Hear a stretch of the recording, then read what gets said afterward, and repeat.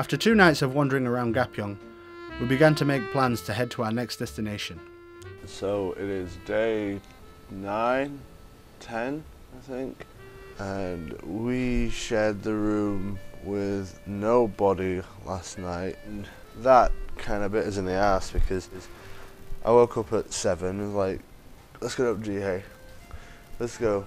It's like, no, we'll get the next one. And before we know it, we've slept in till late, and now we're getting a later bus. Me, Gyeongju, and this mountain on my forehead are gonna go see some statues and stuff. We were now going to head down towards Busan, but not before making a brief stop in Gyeongju to visit the ancient city of Anapji. We did eventually get a bus to take us there, but although we've been taking trains a long way across the country, nothing has really exceeded about 2-3 hours of travelling, just because Korea is quite small and the infrastructure is really good. Rail networks everywhere. I mean, the underground system out of Seoul extends to the east side of the country. But now we're in for the fun part. A 5-hour bus ride to take us to the other side of South Korea put it into perspective about how small the place actually is. However, taking a bus across country does allow you to soak in the wonderful countryside and scenery that you might otherwise miss if you were to take a train. I was just saying to Gyeongju, compared to a stretch of the M25, is far more visually stunning. It's just it's beautiful. The flip side is that when you go to buy anything that's fresh produce, some vegetables or some fruit, you're paying out the arsehole for it. You're looking at like $5-6 for a couple of bananas. Nothing actually grows. You see a few rice fields here and there, and I know in Jeju Island you do get a lot of mandarin. They do grow mandarins, but for the rest of the country it's just completely mountainous. Finally made it to our destination. I mean, from the first looks of things, there isn't necessarily that much here. We just need to find our motel, get settled in, and then begin exploring. Gyeongju once stood as the capital of South Korea for over 1,000 years during the Silla dynasty and is home to many amazing historical remains.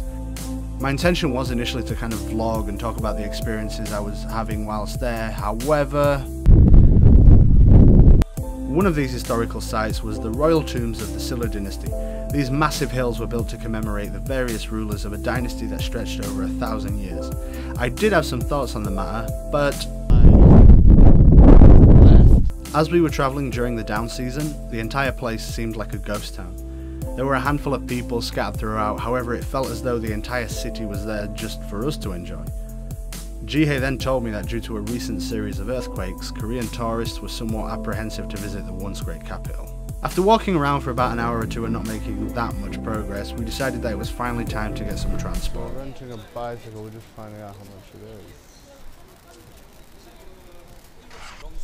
Yeah! Perfect size. At 4,000 Korean won, or $4 for 4 hours, the bikes allowed us to cover much more ground and see more of the historical sites dotted around Gyeongju.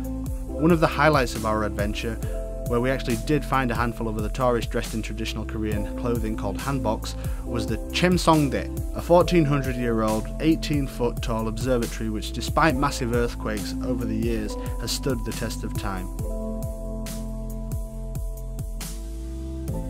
And now it's night time. Here we are wandering around some lovely park with more of the hills. There's only one last thing we should see down here. Cheonma. And here it is, the entrance to the tomb that we were looking for all along. Cheonma is considered one of the most important burial sites. The tomb is estimated to be somewhere between 15 and 1600 years old. The exact name of the king who resides here is still unknown, and the name of the tomb derives from a nationally famous painting found during the initial excavation of an 8-legged Korean Pegasus. After admiring all the national treasures, we decided to end our visit by finally going to Anapji. We still have some filming to do because, what is this place called, Gyeongju? Anapji. Anapji. Yeah. So we've come to Anapji, which can only really be seen at night. You can come in daytime, but nighttime is more beautiful because of light. At nighttime it looks much better. Anapji, or as it is now known, the Donggung Palace and Walji Pond, is a palace complex constructed around 1,400 years ago under the order of King Munmu. During the 70s, the Korean government began an initiative to restore and excavate the site, which is still ongoing to this day. At night, the lights from the palace reflecting against the pond make for a truly spectacular sight, but after all that walking and riding, it was time to call it a day.